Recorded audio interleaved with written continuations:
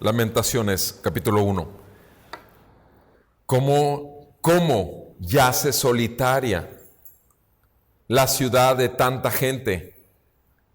Se ha vuelto como una viuda, la grande entre las naciones, la princesa entre las provincias se ha convertido en tributaria. Amargamente llora en la noche, y las lágrimas corren por sus mejillas. No hay quien la consuele entre todos sus amantes. Todos sus amigos la han traicionado. Se le han convertido en enemigos. Judá ha ido al destierro, bajo aflicción y bajo dura servidumbre. Ella habita entre las naciones, mas no haya descanso. Todos sus perseguidores la han alcanzado en medio de la angustia. Los caminos de Sión están de luto, porque nadie viene a las fiestas solemnes. Todas sus puertas están desoladas. Gimen sus sacerdotes. Sus vírgenes están afligidas, y ella misma está amargada. Sus adversarios se han convertido en sus amos. Sus enemigos prosperan, porque el Señor la ha afligido por la multitud de sus transgresiones. Sus niños han sido cautivos delante del adversario. De la hija de Sión se ha ido todo su esplendor. Sus príncipes son como ciervos que no hallan pasto y huyen sin fuerzas delante del perseguidor. Jerusalén recuerda en los días de su aflicción y de su vagar todos sus tesoros que existían desde los tiempos antiguos, cuando el pueblo cayó en mano del adversario sin que nadie la ayudara. Al verla, sus adversarios se burlaron de su ruina. Amén. Amado Padre Celestial, tú ves la condición de tu pueblo. Tú ves nuestros corazones cargados de dolor, porque hemos pecado contra ti, sí, Señor, y hemos hecho lo malo una y otra vez, y somos tuyos, y nada ni nadie jamás nos arrebatará de tu mano. Pero ahora, Señor, a través de escuchar tu voz en este libro, con este lamento, ahora, Señor, también nosotros levantamos nuestro lamento, nuestro ruego. Escucha, Señor, nuestro clamor. Hosana, ven y sálvanos, Señor. Hosana, ven y reina sobre tu pueblo. Hosana, establece a Jesucristo en el corazón de tu iglesia, y que el poder de la resurrección sea manifiesto delante de todos nuestros adversarios para gloria de tu nombre. Te lo pedimos en el nombre de Cristo Jesús. Ayúdanos en nuestra debilidad y háblanos a través del estudio de este libro de Lamentaciones. Por Jesucristo, Señor nuestro. Amén y amén. Pueden sentarse, por favor, familia.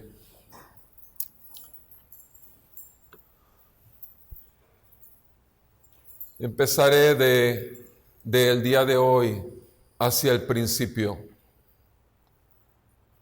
El día de hoy hay familia en la fe que está sufriendo. En estos días hemos estado orando por muchos siervos, por misioneros que están en algunos lugares con sus propias familias infectadas por este virus y están sufriendo. Gracias a Dios que tenemos buenas noticias, que algunos de ellos ya salieron de hospital. Gracias a Dios que el Señor sigue salvando. Como médico también puedo decirles que un paciente que termina los días sobre la tierra en este mundo es porque aquel microscópico animal, ese virus, llega y entra a un cuerpo donde sus defensas que fueron dadas desde la eternidad hasta la eternidad por el Creador de la vida. Ese virus llega a un cuerpo que está preparado con una barrera de defensas, con un ejército. Y ese ejército se llama sistema inmunológico. Cuando ese sistema inmunológico está dormido, cuando ese sistema de defensas está distraído, buscando hacer otras cosas para lo cual no fue hecho, entonces llega alguien que desconoce y en lugar de frenarlo para que no entre al cuerpo, de pronto se encuentra que por estar dormido o por estar débil, simplemente entra por las vías respiratorias en el caso de esta enfermedad. Y la manera en que destroza por dentro todo a un ser humano se llama septicemia. Llega y se aloja en pulmones, pero el problema a una persona no lo mata porque llega al pulmón. En el momento en que el pulmón deja de funcionar tomando el oxígeno que el cuerpo requiere, por consecuencia, el corazón sufre, porque el corazón requiere oxígeno para mandarlo a cada rincón del cuerpo para alimentarlo. Y por cuanto el corazón empieza a forzarse y en lugar de mandar el número de latidos por minuto, que son 70, 80, como no hay oxígeno suficiente, tiene que duplicar, triplicar. Y ese corazón empieza a correr en lugar de 70 a 140, a 200 por minuto. Y entonces el corazón empieza desesperado y se cansa y se agota. Y uno de los órganos que va de la mano con el corazón es el hígado. Y el hígado no le da tiempo, tanta velocidad de trabajo con la sangre y no puede manipular las sustancias tóxicas que tienen que salir del cuerpo. Y entonces le pide ayuda al riñón y el riñón tampoco puede, porque es demasiada la carga. No puede desechar aquello que tiene que salir del cuerpo. Y todo el sistema, empezando por los órganos que acabo de mencionar, que se llaman órganos vitales. Al fracasar, el cerebro empieza a tener problemas porque funciona con oxígeno. Y obviamente es un desastre por dentro. Y obviamente órganos internos empiezan a morir, lentamente empiezan a morir, principalmente los vitales. Por eso se llaman órganos vitales, porque sin ellos un ser humano no puede mantenerse. Y por dentro hay muerte, hay destrucción. Primero unas células, luego miles de células, y llega el momento que el cuerpo colapsa. Se le quiere ayudar con esos respiradores que ustedes están viendo. El respirador obliga al cuerpo, le mete forzosamente el oxígeno, tratando de darle lo que no puede hacer en forma natural, porque todo está inflamado. Este animalito llega y ¡pum!, produce un proceso inflamatorio severo en los alvéolos, en los bronquiolos, en los bronquios, en la tráquea. La garganta se cierra, todo se cierra. Y esas máquinas donde te meten una manguera para bombear oxígeno, están tratando de mantener, dándole oportunidad. Escuchen bien, no están tratando de curarte, están dándole oportunidad a tu cuerpo, a tus defensas, que se levanten en guerra contra ese animal y lo destruyan. ¿Por qué es que dicen? los que más mueren son los de arriba de 60 años, porque su sistema de defensas, porque sus órganos vitales están lastimados. Por eso, ¿y saben lo que ha sucedido en la iglesia? Es exactamente lo mismo. La palabra de Dios es vida y oxígeno. Nuestro Señor Jesucristo es Rey y Señor, y Él es el que mantiene vida en el cuerpo de Cristo, y cada uno somos miembros los unos de los otros. Y si no vemos eso, y si no hacemos lo que el Señor manda, entonces cualquier enemigo va a ser un desastre de su iglesia. Y eso es horrible, eso es doloroso tener que fragmentar a 50 personas nuestra reunión. Pero es que, pastor, ¿está usted desobedeciendo a las autoridades? Están diciendo mis autoridades, y yo lo estoy respetando. Reuniones no esenciales se cancelan. No hay nada más esencial en toda la tierra que la reunión de la iglesia, el cuerpo de Cristo. Y hay que respetar que dicen ellos, reuniones esenciales, no más de 50. Somos 49 o 48, 46 tal vez. Pero somos el cuerpo de Cristo, mis amados. Y el Señor no ha dejado de reinar. En medio de este mundo de desastre, el Señor no ha dejado de reinar. Y el libro de Lamentaciones nos muestra lo que sucede cuando el pueblo de Dios deja de ser pueblo de Dios, que simplemente fue llamado a parar la corrupción en el mundo. Para eso fuimos llamados luz del mundo y sal de la tierra. ¿Por qué? Porque el mundo está invadido de tinieblas. Estamos siendo luz. Estamos parando la muertandad, la muerte. El pecado se ha detenido por causa de que la iglesia brille, proclame la palabra de vida eterna. No, mis amados, hemos fallado. Una y otra vez hemos fallado. El libro de Lamentaciones es el mejor ejemplo. Hay muchas porciones en el libro de Reyes, Crónicas, en el libro de los Jueces. Cómo es que el pueblo de Dios en el Antiguo Testamento, el pueblo de Israel, una vez y otra vez traicionó a su Dios. Dios lo eligió para ser un pueblo personal, muy propio. Dios lo eligió para ser la niña de sus ojos, es por medio de la cual iba a poder ver con claridad aún en las tinieblas. Y sin embargo, ese ojo, en lugar de luz, se llenó de tinieblas. Ese ojo empezó a verse hacia adentro, en lugar de poder ver con claridad el brillo de su gloria, el brillo de su gracia. Ese pueblo, el pueblo de Dios, nosotros, los elegidos desde antes de la fundación del mundo, para ser llamados de las tinieblas a su luz admirable, hemos dejado de ver que nuestro camino es angosto, que la puerta por donde entramos es estrecha y se llama Jesucristo, y que venimos realmente con reconocimiento que merecíamos el infierno eternamente, y aquí en la tierra toda la septicemia y toda la peor de las muertes y todo lo peor de los desastres. Eso merecemos todos por pecadores. Sin embargo, el Señor nos concedió la gracia, el entendimiento de ver que su Hijo Jesucristo vino al mundo para salvar lo que se había perdido. Y es un lamento lo que muestra este libro.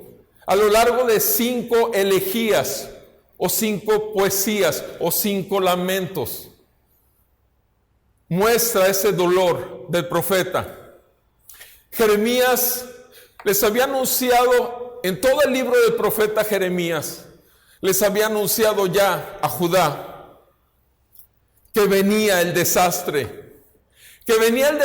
por cuanto habían dejado a su Dios, que venía el desastre por cuanto habían vuelto su corazón a otros dioses de la tierra, que venía el desastre por cuanto sus sacerdotes y sus profetas no cumplían su propósito santo para el cual fueron llamados, al cuidar al pueblo de Dios. Les anunció el profeta todo esto, y ocurrió. Babilonia con su ejército llegó y arrasó. Y en estos 5 cantos vemos cómo, acompáñenme por favor en Segunda de Reyes, capítulo 25. el inicio del fin.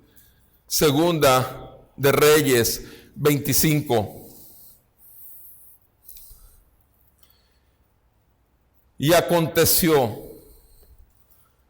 que en el 9º año de su reinado, en el 10º mes, el día 10 del mes, vino Nabucodonosor, rey de Babilonia, él y todo su ejército contra Jerusalén. Acampó contra ella y construyó un muro de asedio alrededor de ella. Y la ciudad estaba sitiada hasta el 11º año del rey Sedequías. A los 9 días del mes cuarto, el hambre era tan grande en la ciudad que no había alimento para el pueblo de la tierra. Y al ser abierta una brecha en la ciudad, todos los hombres de guerra huyeron. Todos los hombres de guerra huyeron de noche por el camino de la puerta entre las dos murallas, junto al jardín del rey, estando los caldeos alrededor de la ciudad, y se fueron por el camino del Arabá. Pero el ejército de los caldeos persiguió al rey y lo alcanzó en los llanos de Jericó, y todo su ejército se dispersó de su lado. Entonces capturaron al rey y lo trajeron al rey de Babilonia en Ribla, y éste lo sentenció. Y degollaron a los hijos de Sedequías en su presencia. Y a Sedequías le sacó los ojos, lo ató con cadenas de bronce y lo llevó a Babilonia. En el mes quinto, a los 7 días del mes, en el año 19 de Nabucodonosor, rey de Babilonia, vino a Jerusalén Nabuzaradán, capitán de la guardia, siervo del rey de Babilonia, y quemó la casa del Señor, la casa del rey y todas las casas de Jerusalén. Prendió fuego a toda casa grande. Todo el ejército de los caldeos que estaba con el capitán de la guardia derribó las murallas alrededor de Jerusalén, y el resto del pueblo que había quedado en la ciudad, a los desertores que se habían pasado al rey de Babilonia y al resto de la multitud, los llevó en cautiverio. Nabuzaradán, capitán de la guardia. Pero el capitán de la guardia dejó a algunos de los más pobres del país para que fueran viñadores y labradores. Los caldeos hicieron pedazos las columnas de bronce que estaban en la casa del Señor, y las basas y el mar del bronce que estaban en la casa del Señor, y llevaron el bronce a Babilonia. También se llevaron las ollas, las palas, las despabiladeras, las cucharas y todos los utensilios de bronce que se usaban en el servicio del templo. El capitán de la guardia se llevó además los incensarios y los tazones, lo que era de oro puro y lo que era de plata pura. En cuanto a las 2 columnas, el mar y las basas que Salomón había hecho para la casa del Señor, no era posible calcular el peso del bronce de todos estos objetos. Versículo 18. Entonces el capitán de la guardia tomó al sumo sacerdote Seraías y al segundo sacerdote Sofonías y a los 3 oficiales del templo, y de la ciudad tomó a un oficial que estaba encargado de los hombres de guerra, y a 5 hombres de los consejeros del rey que se hallaban en la ciudad, y al escriba del capitán del ejército que alistaba a la gente del país, a 60 hombres del pueblo de la tierra que se hallaban en la ciudad. Nabuzaradán, capitán de la guardia, los tomó y los llevó al rey de Babilonia en Ribla. Entonces los hirió el rey de Babilonia y les dio muerte en Ribla, en la tierra de Hamat. Así Judá fue llevado al cautiverio, lejos de su tierra. así fue llevado a cautiverio. Los hombres de guerra huyeron. Los sacerdotes, los consejeros y todos los que tenían la alta responsabilidad de alimentar y de cuidar, de interceder delante del Dios por el pueblo de Dios, todos fueron llevados cautivos y muertos. Exactamente como lo que ocurre con las células de defensa del cuerpo. Exactamente como ocurre el día de hoy con la iglesia de nuestro Señor Jesucristo, que está siendo aplastada, que está siendo humillada, que está siendo oprobio de las naciones, donde todavía se atreven a decir que una reunión en la iglesia es no esencial. Mis amados, en Jeremías 39 y capítulo 52, no vamos a ir ahí, pero en Jeremías 39 y 52 se ve que esto iba a ocurrir. El profeta lo estaba anunciando. En Segunda de Crónicas 35, 25 habla de cómo se levantaron estas lamentaciones o elegías. Segunda de Crónicas 35, 25, y dicen que Jeremías lo estaba dando, estas elegías o lamentaciones. Y es ahí en ese versículo por el cual todos coinciden que es el profeta Jeremías el autor del libro. En el libro de Lamentaciones tenemos 5 poemas, 5 lamentos. Lo que predomina en estos 5 lamentos es el lloro, es el dolor. El profeta Jeremías no está escribiendo el libro de Lamentaciones para burlarse de ellos y decirles, se los dije, les anuncié el juicio y no me hicieron caso. No está haciéndolo. El profeta Jeremías está con un dolor genuino, está con un llanto interior. A lo largo de estos 5 poemas, estas 5 elegías, tenemos lo prioritario en todos ellos: dolor, llanto. A lo largo de todos ellos, pecado. A lo largo de todos ellos, juicio. Es las palabras, son los términos que predominan. Llanto, dolor, ira de Dios, juicio de Dios. Amados, esto es una verdad. Estos 5 lamentos tienen ciertas características. Los primeros 4 lamentos son un acróstico. El 1, el 2 y el 4 tienen 22 versículos. El 3 no tiene 22 versículos, tiene 66 versículos, pero el último lamento, el 5, también tiene 22 versículos. ¿Por qué de los 5, 4 tienen 22 versículos? Porque 22 son las letras del alfabeto hebreo. Y como están escritos en acróstico, el capítulo 1, hagan de cuenta que estamos diciendo A, E, I, O, U. Cada versículo es una letra del alfabeto hebreo, pero lo tenemos en español. El 1, el 2 son los 22 letras del alfabeto. El 3 son 66 versículos. ¿Y qué es lo que hace el profeta cuando escribe este lamento?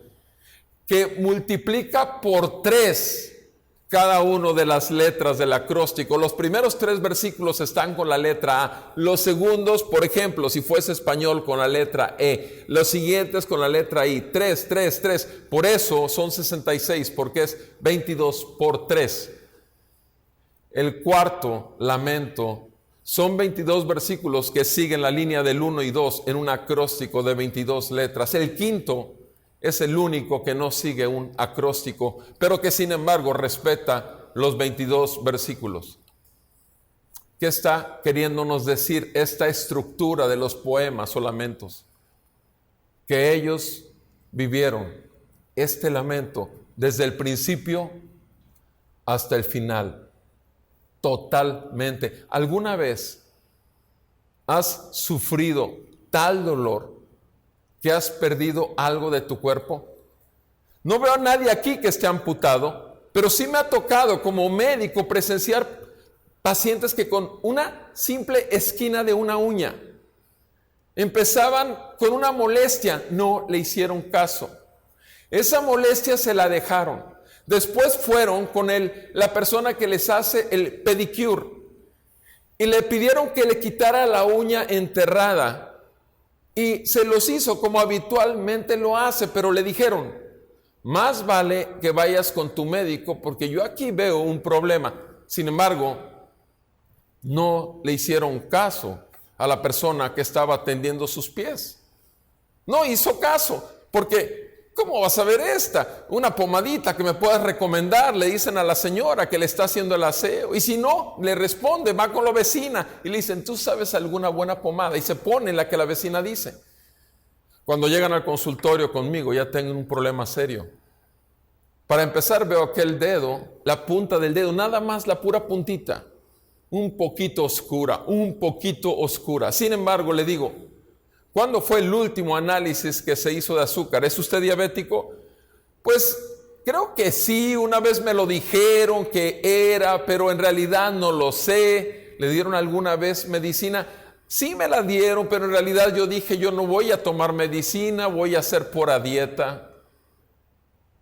¿Usted toma Coca-Cola? Todos los días tomo, pero la rebajo con agua. Claro que se toma la de 600 rebajada con agua, o sea, son 1200 mililitros rebajados, pero como quiera, es Coca-Cola. Y cuando le hago el análisis y me encuentro que trae 380, y cuando veo el problema que trae en el dedo, esa pequeñita manchita oscura, y le mando sacar una radiografía, y en la radiografía me doy cuenta que ya llegó al hueso la infección. Porque esto ya lleva 2-3 meses. Esto se pudo haber detenido, pero no, ya lleva 2-3 meses, pero la persona no quiso hacer caso. Exactamente eso es el caso de personas que ustedes van a ver sin piernas. En el 80% de los casos de pacientes míos que han terminado con amputación, el 80%, esa es la historia natural. Y eso es la historia también natural del pueblo de Dios. Una y otra vez viene el Señor y los rescata. Una y otra vez les hace ver su pecado y tienen que pagar una disciplina por el pecado, porque son llamados a ser pueblo santo, como Él es santo. Y de la misma manera, exactamente de la misma manera, les manda siervos serios. Les manda la palabra de Dios. De una u otra manera se encuentran en YouTube hablando a un Paul Washer o un escrito de Spurgeon o un Jonathan Edwards en uno de sus escritos. No se encuentran payasos del evangelio, no se encuentran malabaristas haciendo espectáculos y teniendo un buen stage donde ellos son la estrella. No, se encuentra realmente gente que te dice, esta es la santa palabra, la poderosa palabra, la inspirada palabra, la suficiente palabra, la infalible, la inerrante, la poderosa palabra, que es la única que te puede salvar del pecado sobre tu vida. Es la única que puede romperte totalmente tu cosmovisión, mezclada por una contaminación del mundo, sujeto al diablo mismo que está gobernando tu vida, aún sin saberlo, y que está destrozándote paulatinamente. El pecado empieza como algo pequeño y destroza vidas totalmente. Destroza vidas.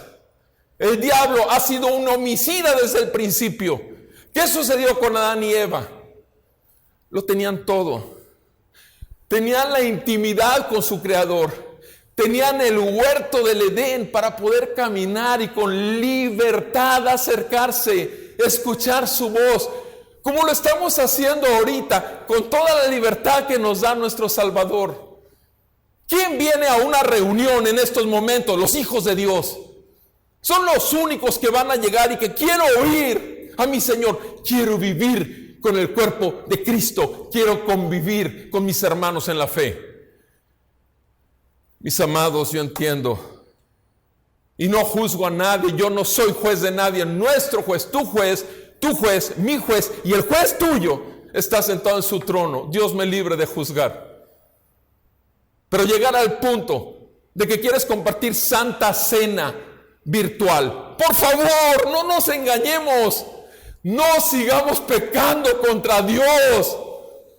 Santa Cena virtual no existe. Congregación de los santos virtual no existe. Cierto es que estamos en un mismo espíritu, pero lo cierto es que estamos dispersos. Como el pueblo de Dios fue disperso por todas las naciones por causa de su maldad. Como el pueblo de Dios fue llevado a Egipto, como el pueblo de Dios fue llevado a Babilonia, como el pueblo de Dios fue tomado por los medos y los persas, como el pueblo de Dios fue llevado por los asirios. Por causa de eso, lo mismo que sucede en el Antiguo Testamento es lo mismo que sucede el día de hoy. Porque no cambiamos. Nuestro corazón es engañoso y perverso. Jeremías 17:9 no es una verdad del pastor, es una verdad de Dios. Y si no estamos atentos a que nuestro corazón es engañoso y perverso, tampoco vamos a tener nuestras defensas levantadas. La palabra llenando nuestros pensamientos y lavándonos continuamente cuando esta sociedad impía sigue contaminándonos.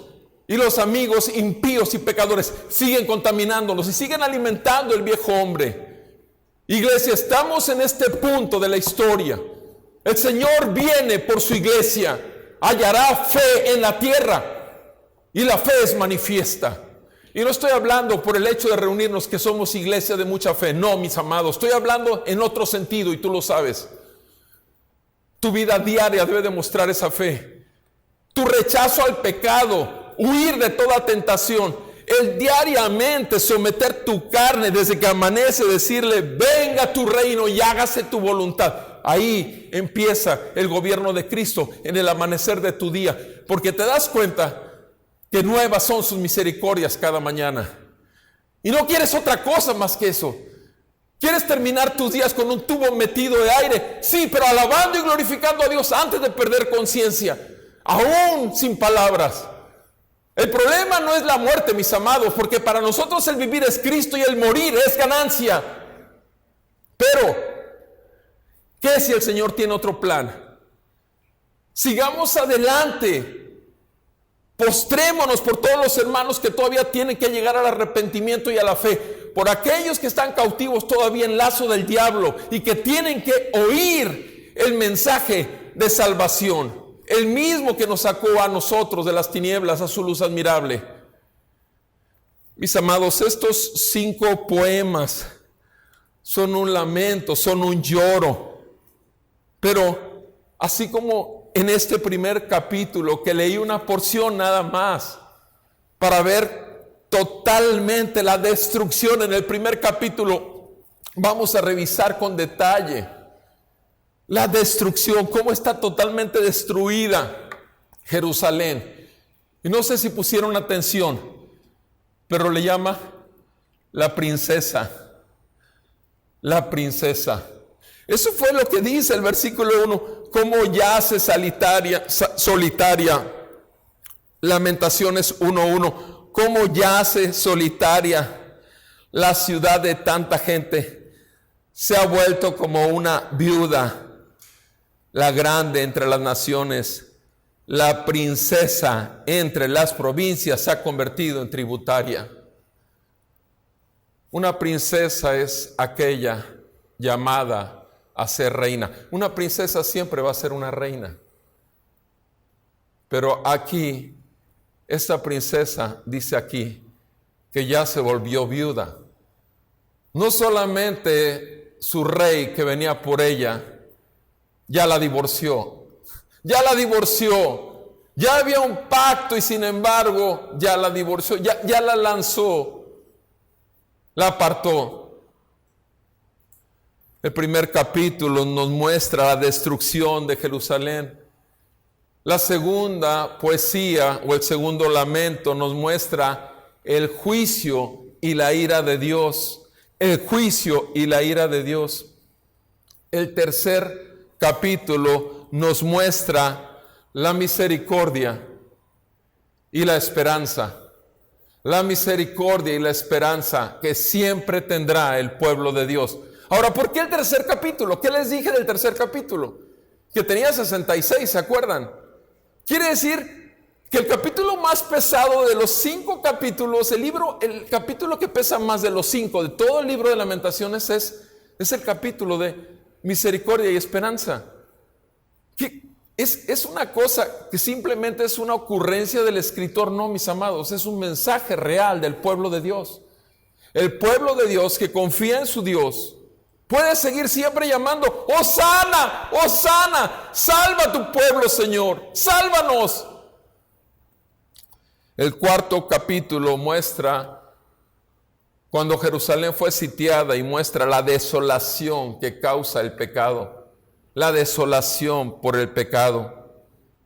Y el quinto capítulo o el quinto lamento muestra un grito desesperado por la restauración. Un grito por la restauración.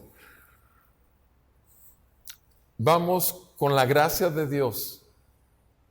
Vamos a ir viendo esto en detalle.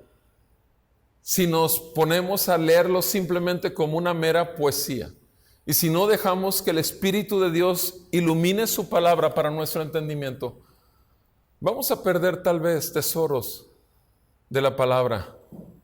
Y gracias a Dios que pudimos ver, hay mucha gente que puede decir: es que yo leía Jonás 50 veces, pero cuando lo estudiamos 12 horas, los 4 capítulos, creo que todos recibimos de parte de Dios. Y creo que eso, mientras el pueblo de Dios siga con un corazón contrito y humillado, reconociendo que no ha llegado a donde debería de llegar, y un día habremos de llegar a ser como Él, y lo veremos tal como Él es. Hasta entonces, mis amados, ninguno de nosotros debe decir: ya llegué. Porque si el apóstol Pablo dijo, ¿sí?, que él no presume haber llegado allá, sino que prosigue hacia la meta, al supremo llamamiento de Cristo, para ver si acaso logra llegar, para lo cual él fue asido por el Señor. Y si lo decía el apóstol Pablo, ¿quiénes somos nosotros para no decir lo mismo? Nos falta demasiado. Nos falta demasiado. No nos falta demasiado conocimiento. Sí, nos falta mucho conocimiento, pero un conocimiento que realmente venga a despedazar todos nuestros argumentos carnales, egocéntricos, altivos, orgullosos, que han estado luchando y han estado bajando las defensas del Espíritu Santo que se opone al pecado y que nos hace ver nuestra necesidad de hacer morir lo terrenal en nosotros. Esa es la verdad. La iglesia tiene la palabra de Dios como la palabra profética más segura. No necesita profetas falsos, no necesita apóstoles falsos. Necesitamos la palabra profética más segura, como dice segunda de Pedro en el capítulo 1. ¿Quién nos llamó, amados, a ser pueblo de Dios? ¿Quién nos llamó? Nos llamó el Padre por medio del Espíritu Santo y en el sacrificio de su Hijo Jesucristo en esa cruz, en esa vida perfecta, en ese sacrificio perfecto, en nuestro lugar, para no tener que pagar toda la condenación que merecía nuestra maldad. Y en esa resurrección de nuestro Señor Jesucristo, por eso le llamamos nuestro Señor, nuestro Salvador, y nuestro Dios es Él. ¿Quién nos llamó? Nos llamó Él. El que empezó en nosotros la buena obra, Filipenses 1:6 lo dice: el que empezó en ti y en mí la buena obra, Él se compromete a perfeccionarla hasta el día de Jesucristo. ¿Cómo la va a perfeccionar? ¿Cómo la va a perfeccionar? Estamos viendo en las meditaciones de la noche, Santiago 1, hemos visto 2. Mañana, si Dios permite, vemos la tercera meditación y dice: tengan por sumo gozo cuando se hallen en diferentes pruebas, sabiendo que la prueba de su fe produce paciencia, y tenga la paciencia su obra perfecta, para que sean perfectos y cabales. Mis amados, vamos a ser perfeccionados por medio de la prueba. Todo este asunto que está ocurriendo en el mundo no es nada. Espera por lo por venir. Escucha bien, espera lo por venir. De que vamos a necesitar paciencia, sí. Ustedes oyeron claramente que nuestras autoridades decían 10 días, 20 días, porque había que poner cortos pasos. Y ahorita hablaron y públicamente de 6 meses. Mis amados, tiene tiempo que les he dicho, no esperes nada antes de Semana Santa del año entrante. No esperes nada realmente de la total libertad que teníamos antes de Semana Santa, y espero en Dios estar bien equivocado. Yo ruego a Dios por un milagro sobre mi país, sobre México. Ruego a Dios por Latinoamérica. Me duele tanto el ver lo que está sucediendo con nuestros hermanos, porque si vimos todo y estamos viendo todo el desastre que ha ocurrido en el primer mundo, ¿qué pasará con el tercer mundo, cuarto mundo, quinto mundo? Seamos realistas. Dios no ha perdido el control. Toda la situación de salud, todo esto va a traer otra situación que ya lo están viendo todos. Pérdidas de empleos. Se acabó el dinero. Va a acabarse más y más y más. Sí, es cierto eso. Pero el pueblo de Dios siempre ha comido. Y Pablo dijo, y ahí ahora sí hay que aplicar Filipenses 4:13, todo lo puedo en Cristo que me fortalece. Suena lindo, aplícalo en donde está, en su contexto. En el contexto lo dice Pablo, he aprendido a contentarme cualquiera que sea mi situación. He sabido vivir con escasez, he sabido tener abundancia. Por todo y en todo he aprendido a tener contentamiento. Todo lo puedo en Cristo que me fortalece. Mis amados, es tiempo de vivir bajo el gobierno de Cristo. Es tiempo de que la palabra de Dios que hemos comido realmente nutra cada célula del espíritu nuestro, que es el de Cristo, y de nuestra alma. Y que todos nuestros temores realmente sean echados fuera por el perfecto amor de Dios, que echa fuera todo temor.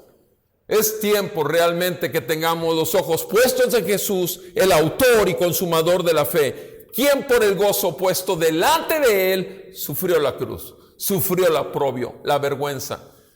Él lo sufrió, pero tenía un gozo, y es tu gozo y mi gozo, es el mismo. Mis amados, es tiempo de gozarnos, de saber de quién somos, en quién nos movemos y para qué seguimos en este mundo. Para gloria de nuestro Dios, en el poder de su gracia y solo porque Él nos llamó para ser suyos. El libro de Lamentaciones nos muestra todas estas cosas, pero yo sí te diré esto: si Él te llamó a ti, pregúntate, porque esto es lo más importante en estos tiempos. ¿Cómo tú personalmente has respondido a ese llamado de ser hijo de Dios? ¿Cómo has respondido? ¿Cómo hemos respondido como congregación de los santos? ¿Cómo ha respondido la iglesia en medio de este mundo impío? ¿Qué hemos buscado? ¿Qué es lo que queremos? ¿Cuál ha sido nuestra meta? ¿Realmente es la gloria de Dios? ¿Qué hemos logrado u obtenido? Mis amados, se habla mucho de las falsos profetas, falsos pastores, falsos estos, falsos los otros. Se habla mucho en estos tiempos. A ver, ¿dónde están esos profetas que van a aplastar, cortarle la cabeza al virus y decretar y declarar? Mis amados, deja de estar viendo allá, ve tu corazón. ¿Realmente en dónde estás? Eres un arrogante, orgulloso por tu sana doctrina. Eres un arrogante, orgulloso que solamente estás cargado de conocimiento con el cual puedes discutir en las redes. Eres un arrogante, orgulloso que no puedes servir a tu prójimo. Eres un arrogante y orgulloso que no puedes tener compasión de todos esos que están en esclavitud de los hombres. ¿Qué estás haciendo al respecto, mi amado?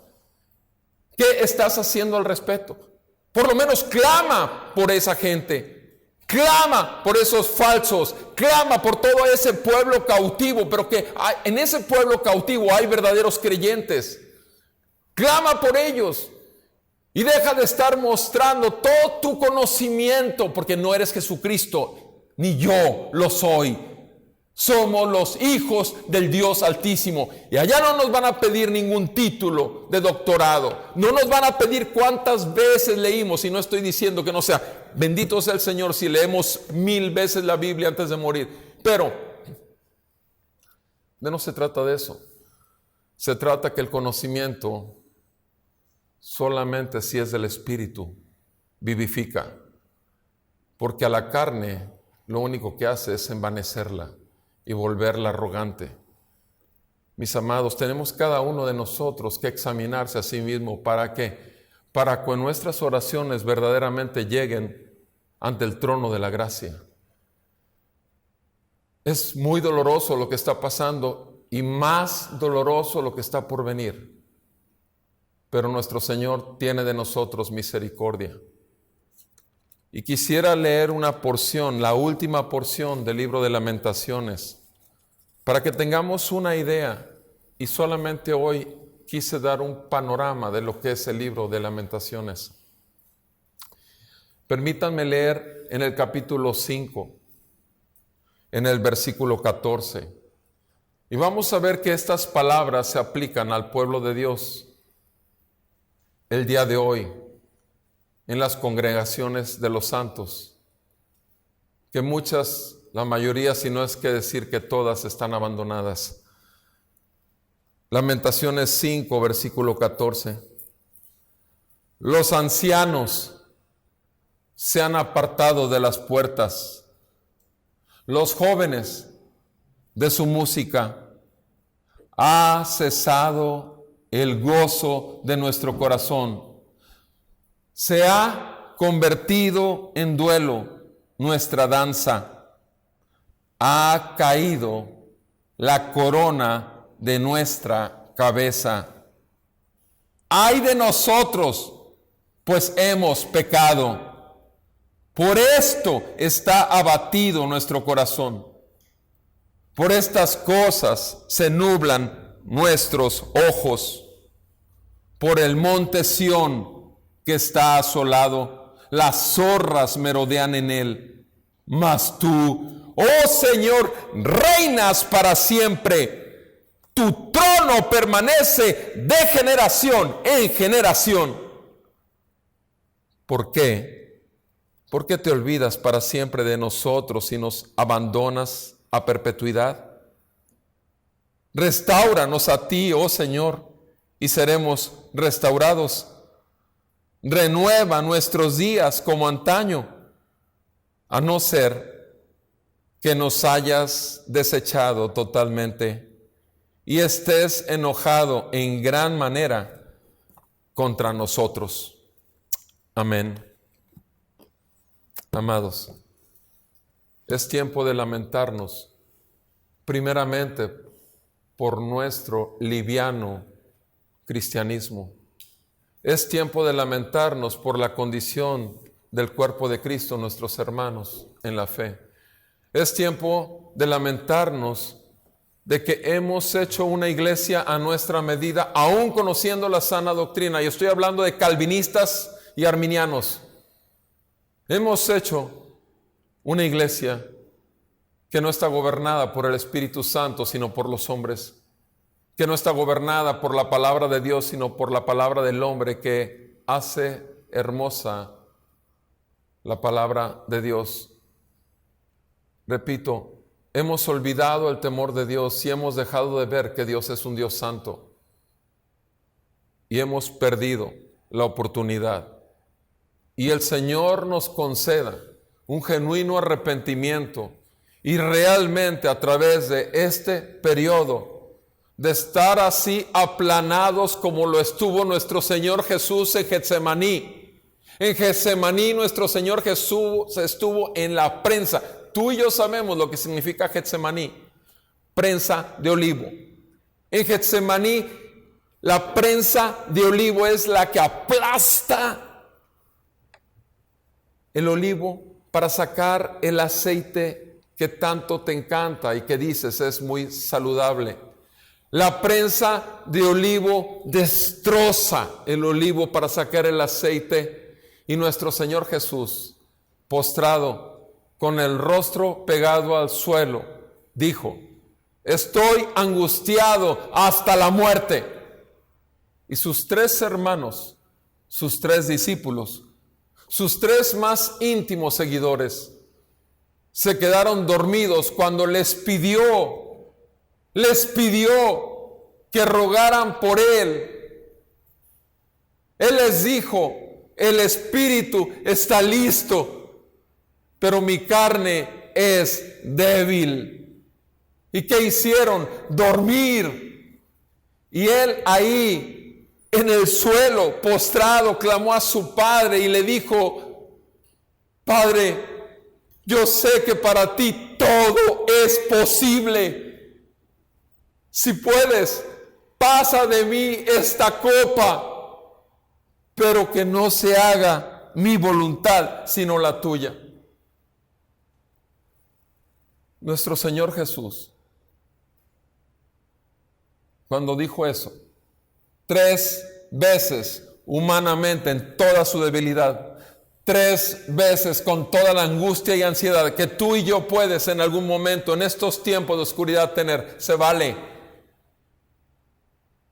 Pero 3 veces rogó a su Padre, y es al único al que tenemos que recurrir. Pero gracias a Dios que tenemos hermanos que no se duermen. Gracias a Dios por esta iglesia. Le doy gracias a Dios porque es un privilegio tener hermanos que estén en la trinchera, no importa qué, que estén realmente de pie, intercediendo por otros hermanos débiles. Estamos para sostenernos, para apoyarnos. Somos piedras del mismo edificio que lo único que hace es crecer en el conocimiento y en la gracia. Pero aquel que quedó colgado en aquella cruz, después de estar listo y levantó su rostro y enfiló hacia la cruz, ¿saben una cosa? No hay desolación, no hay lugar más terrible en toda la historia de la humanidad. No existe ni existirá, ni siquiera este momento que vimos de Jerusalén totalmente desolada. No existe. El momento más desolador, terrible, lo peor de todo que ha existido, lo más horrible. Yo he visto gente sin cara, sangrante, que me toca estar manteniéndolo con vida, de 19 años. Después supe que tenía 19 años al día siguiente cuando falleció. Pero me tocó, era una plasta de sangre, había perdido todo y yo tenía que mantenerlo con vida en un pueblo cerca de aquí y para hacerlo llegar con vida a esta ciudad. Y por la gracia de Dios lo mandé y en un día y medio falleció. Pero eso que me pareció lo más horrible y espantoso en un cuerpo, tal vez en extremo, otro me tocó un día con 36 machetazos porque se peleó por una mujer. Te digo una cosa, nada se compara a nuestro Señor Jesucristo ahí. Porque Él no pecó ni uno solo, Él no pecó ni una sola vez. Él es el hombre perfecto y Él fue puesto ahí por causa tuya y mía. Él no tenía por qué pagar por los pecados de Roberto Perales y los pagó. Por favor, tenemos que ver eso cada uno de nosotros diariamente para que entonces la vida de Cristo realmente se manifiesta. No vamos a humillar nuestro corazón si no nos damos cuenta que no somos nada sin Él, que no podemos nada sin Él. Y este coronavirus no necesita médicos, que aquí estoy yo.